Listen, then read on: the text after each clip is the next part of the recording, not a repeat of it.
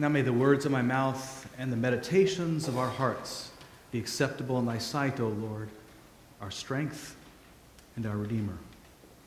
Amen. So a number of years ago, Shel Silverstein, the famous political cartoonist, penned a cartoon that appeared in the New Yorker depicting two emaciated men shackled hopelessly to the wall of a dungeon with even bars on the top of the window many, many feet above them. No hope of getting out. Nevertheless, one man has turned to the other and said, "Now, here's my plan." You ever feel like this? You ever feel like, as much as you may wish to be optimistic about our ability to change the world, that ultimately our fate is already kind of in the hands of powers and principalities that are basically in control of stuff.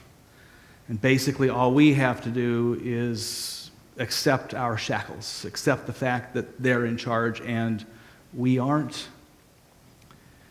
The more I listen to the news these days and watch the news and watch just the way we operate in this world, it seems like we're pretty much resigned to this notion that we are like those people who are shackled there. We pretty much become bewitched by a notion that corrupt politicians and corrupt governments and corporations run things, and we really have very little we can do about it.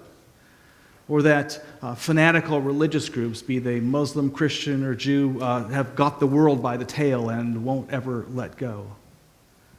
Or that global warming or endless warfare is just part of the new normal. It seems like we have resigned ourselves into thinking that that gap that keeps growing between rich and poor is also the new normal, and that we are in a pattern now where we need to continue to imprison more and more of our citizenry and take away the basic building blocks of community like marriage and education to more and more people along with it. Where does that sense come from of such powerlessness, of such lack of agency in our world? And sometimes it feels like technology held the promise of giving us all power, and yet sometimes it seems like it's taken it all away. Well, the Hebrew people, they have some interesting stories to tell us, if those kind of feelings describe you.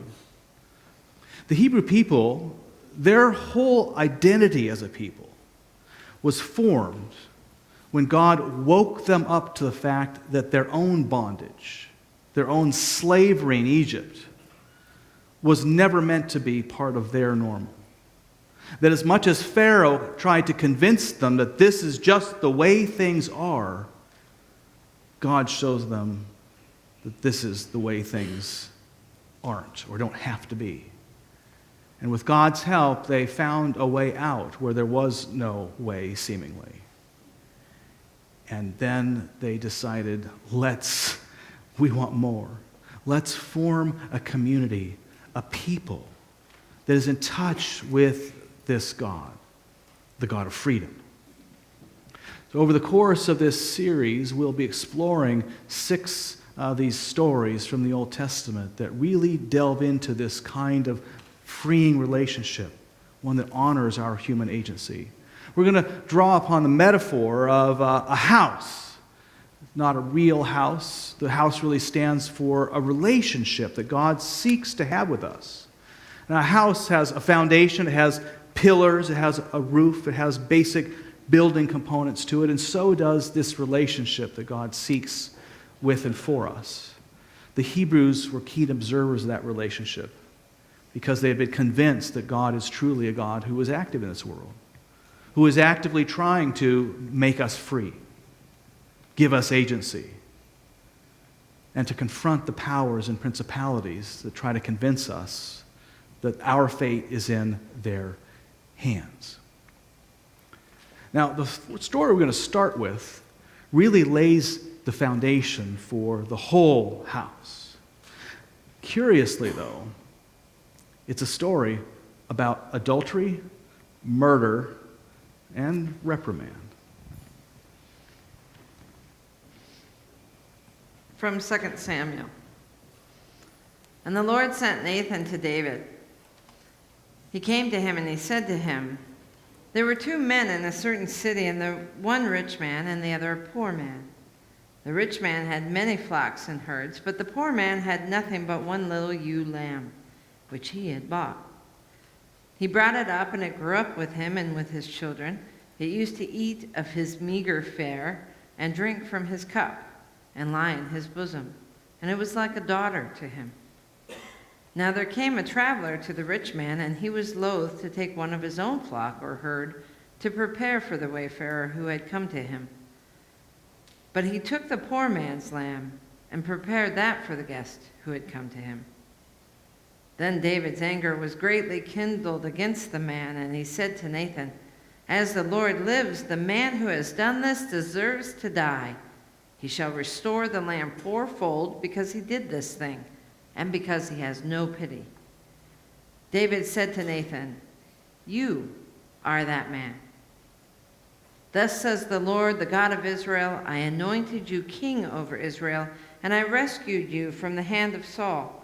And I gave you your master's house and your master's wives into your bosom, and gave you the house of Israel and of Judah. And if that had been too little, I would have added as much more. Why have you despised the word of the Lord, to do what is evil in his sight? You have struck down Uriah the Hittite with the sword, and have taken his wife to be your wife, and had killed him with the sword of the Ammonites.'"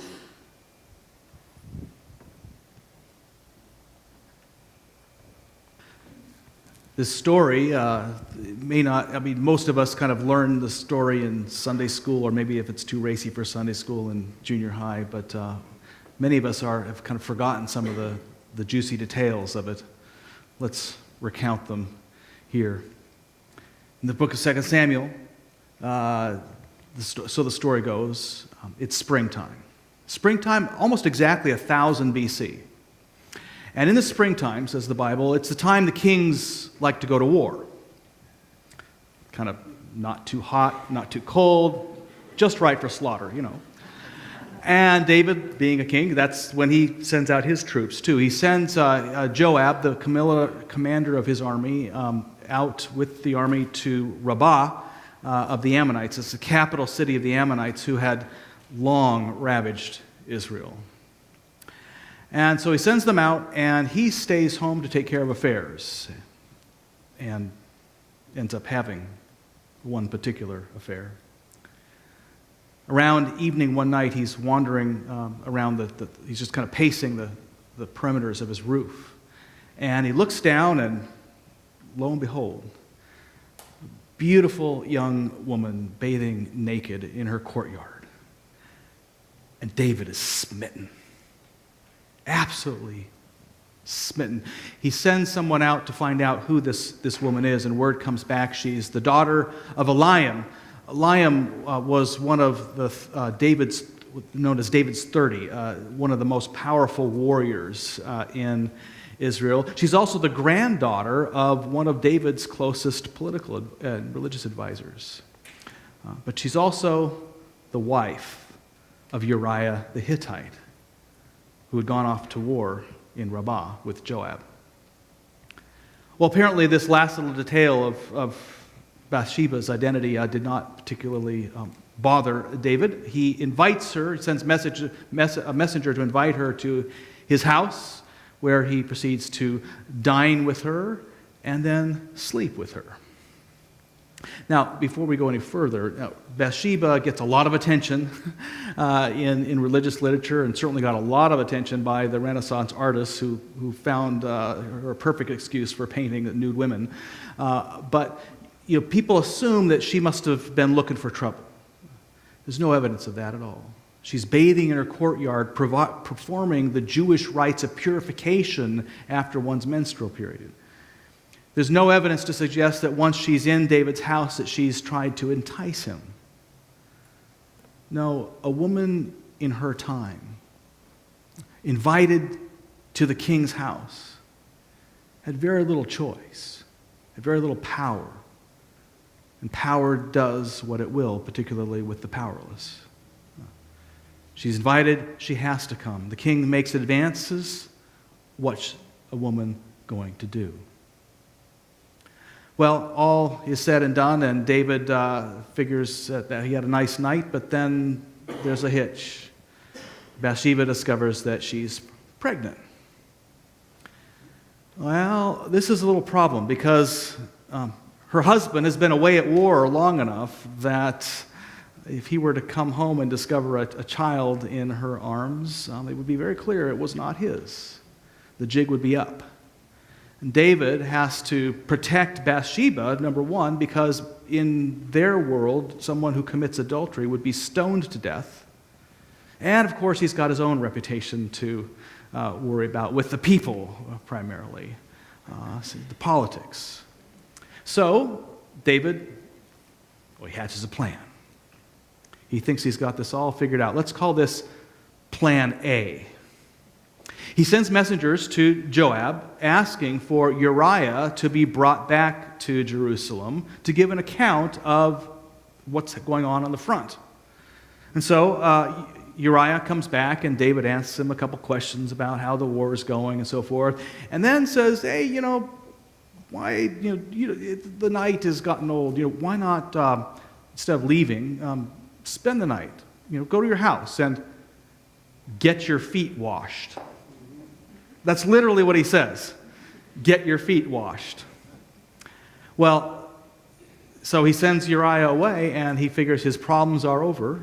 Obviously, one thing will lead to another, and he will not have to worry about questions about the pregnancy. However, the next morning, David is shocked to discover that Uriah did not return to his house, but rather slept on David's front porch, out in the cold, right there. And really, why wouldn't he? He's a warrior. His comrades are dying on the battlefront. They're not sleeping with their wives. They're sleeping out in the cold, open fields. There's no way he's going to return to their comrades having some fun in Jerusalem. So he spent the night on the porch. Well, jig's up, I guess. Not for David. You don't become a king by giving up so early at the first sign of failure. David hatches Plan B. He tells Uriah, he sends messengers, brings it back, says, why don't you dine at my house tonight and spend one more evening here? I really want to have you around. And so Uriah has dinner there, and David pulls out all the great wine and pretty much any kind of alcohol in his palace, gets him completely drunk, and then sends him home. Figures, well, that'll do the trick. Next morning, once again, it's discovered Uriah has spent the night on David's porch. Well, now what? What's he going to do? Time to fess up, right? No, not exactly. David institutes Plan C. David writes a note to Joab and seals it, and it's to be carried by the hand of Uriah back to Joab. The note says to Joab, go place Uriah with the troops at the area of heaviest fighting. And when the fighting is hottest, pull all the troops back but Uriah and leave him exposed and dead. And that's exactly then what Joab does. He brings the troops in close to the walls of Rabbah and pulls them back, and sure enough, an archer's arrow gets Uriah. The only trouble, besides the fact that he's just killed an innocent man and one of his great warriors, is the fact that in order to accomplish this, Joab has had to bring the troops so close to the walls that not only has Uriah been exposed, but a number of his men fall to the archer's arrows. So many men fall that day that Joab is compelled to send a messenger back to David to report on the carnage.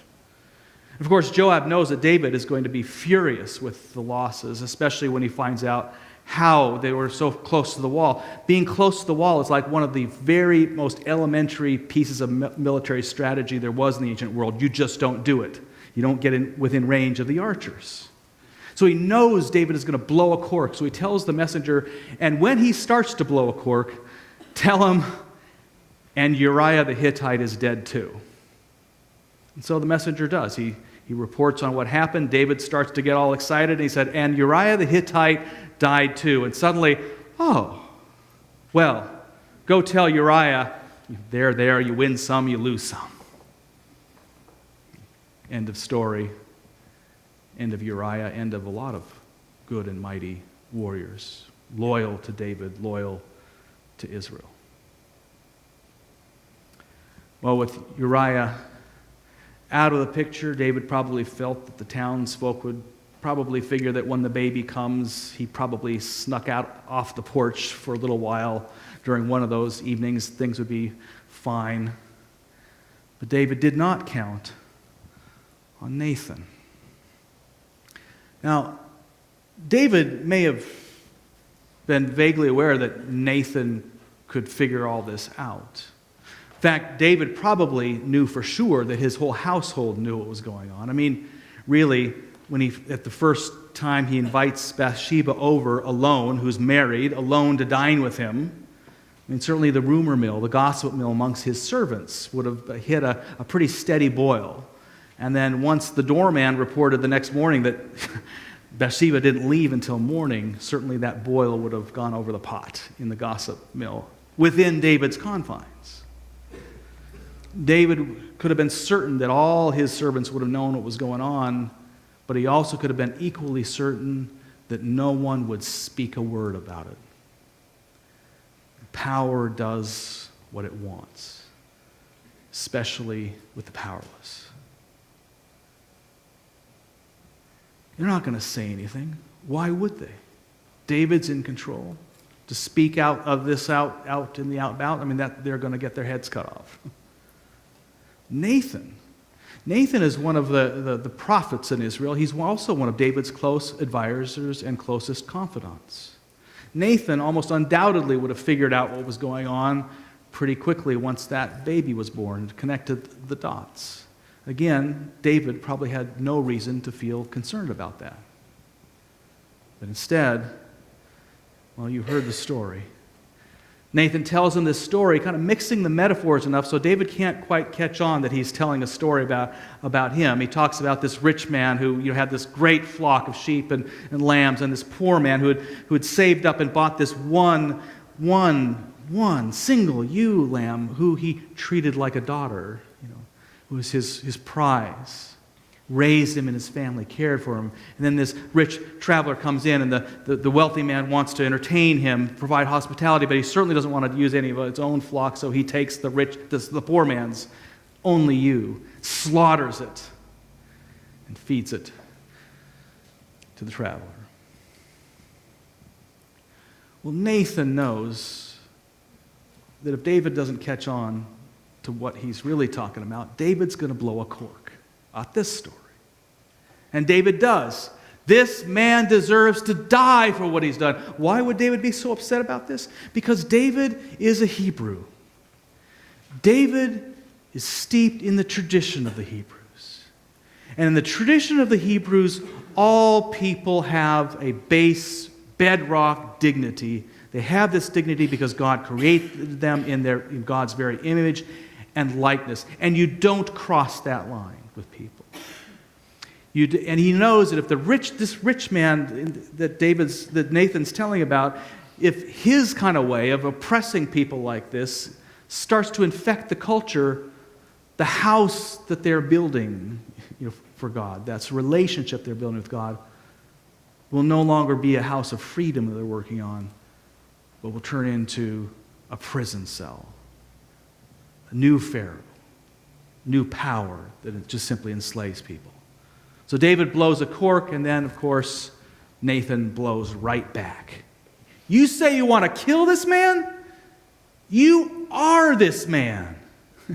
Look at what you've done. You take Bathsheba away from her husband. You take his husband's life. You take the lives of so many others then just to cover your own mistake. Your first mistake was taking Bathsheba to begin with. Your second mistake made everything so much worse. Your own pride, your own sense of entitlement as king. You sought to cover up the fact that you took some choice morsel of lamb from a poor man. And you didn't want to be caught with your pants down. You are tearing down the walls of God's house. You are building according to some other design. Shame on you.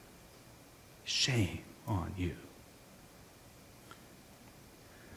Now, I have, over the last 30 years, read a lot of the literature concerning the kings and the emperors of the ancient world, the Greek kings and emperors, and Romans, the emperors of Babylon, of the Assyrians, of the Anatolians, of the Sumerians, the great pharaohs of Egypt, all kinds of literature. And with that background, I can tell you one thing for certain. That if there was a prophet who rose up against his master in any of these other lands, like Nathan did with David, that prophet would be killed on sight, dispatched immediately. And certainly the story of their rebuke would not go into that culture's central scriptures. Why? Because in every one of these surrounding cultures, the king was seen to be the representative of God on earth. The king was God's master architect, creating the blueprints, charging the work to be done, overseeing all that. He was the architect. He decided what's right and what's wrong, what's fair, what's unfair, what's just, what's unjust, what's of moral value and what's of no value. That's his role. He's the king. But in Hebrew culture, it's completely different. The Hebrews, uniquely in the ancient world, felt that Yahweh was the master architect. And the role of the king was not to draw up plans at all, but simply make sure that Yahweh's plans got carried out. More like a construction foreman. A construction foreman's authority only extends so far as that foreman is able to actually carry out, create the blueprint. If the construction foreman starts ordering walls to be built in the wrong places or torn down in other places that aren't part of the design, then it is the responsibility of any workman to say, hey, this ain't part of the plan. And in the Hebrew culture, it was the expectation that if anyone tried to usurp Yahweh's role as master architect, as the designer of the house, it was the responsibility of every citizen to oppose that one. So even if David would have loved to have taken those plans out of Yahweh's hands and created his own, he couldn't have gotten away with it in Hebrew culture. And David was enough of a good Hebrew himself to get it. It may seem naive to imagine someone standing against an amazing, mighty king like David and actually expecting that this ruler would change. But this is Hebrew culture, not anybody else's. What was David's response? Well, luckily for us, we know what his response was. It's written in Psalm 51. Psalm 51 is attributed to David in response to his rebuke by Nathan. In fact, instead of reading it, let's sing it. Actually, we already have. Let's sing it again.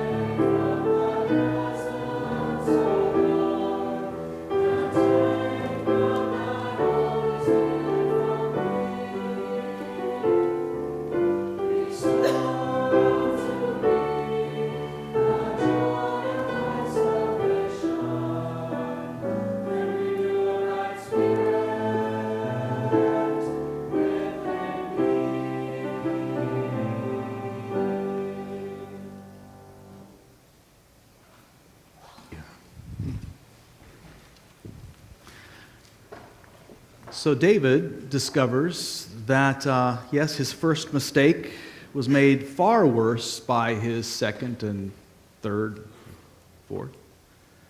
But he also discovered that in relationship to Yahweh, living in the house that Yahweh builds, first mistakes are followed by first chances to make amends. Second mistakes are followed by second chances, and so on and so forth. And David accepts another chance to make it right. Consequently, this story of David's betrayal, his adultery, is far from the end of David's story in Israel. He would, in fact, suffer greatly for the mistakes he made. Sometimes we just can't avoid suffering. God can't simply undo everything. The child of their adultery will die several days later, and strife will be part of David's household for his remaining days, owing to the strife that he caused through all these things. He doesn't get off of that. And yet, God builds a house for him and his people, and through him for the people and with the people. David, in fact, becomes such a successful king that he is repeatedly referred to, despite this, as the greatest king who ever lived in Israel. In fact, if you read the Old Testament, it's kind of funny at times. I mean, every king who dies, they say, well, he was a really good king, but he was no David. Or he was a really bad king. Certainly no David. Straight through. From David's lineage, in fact, from David and Bathsheba's then marriage, the wisest king in Israel would be born, according to the Hebrew Scriptures, King Solomon, who we'll encounter next week. And from David and Bathsheba would also come, eventually, the Messiah. God has a way of making a way where there is no way through the messes we make. So, what would Nathan say to us if he were alive today and looking out at our world, I wonder? What would be the contemporary relevance of his interaction with King David? I have the feeling if Nathan were alive and standing here today, he would say that we have become bewitched in our world. That we have fallen overly easy into the assumption that we can only be like those Shel Silverstein captives. That we are beholden to powers and principalities that we have no power to change. That the world as it is the world as it must be. He would probably also tell us that our very big mistake is that we have forgotten who the real architect is. We have somehow fallen into the belief that God is no longer the master architect of our world, or has surrendered the plans into someone else's hands. But he would also likely tell us that our second mistake, which makes the first one far worse, is when we become awakened to the fact that God really is at work in our world, really is continuing to work with us to build a world, a house, in which we and all people can live freely within. And yet, we continue to lend our efforts and surrender our energies into building a world according to someone else's plan. Amen.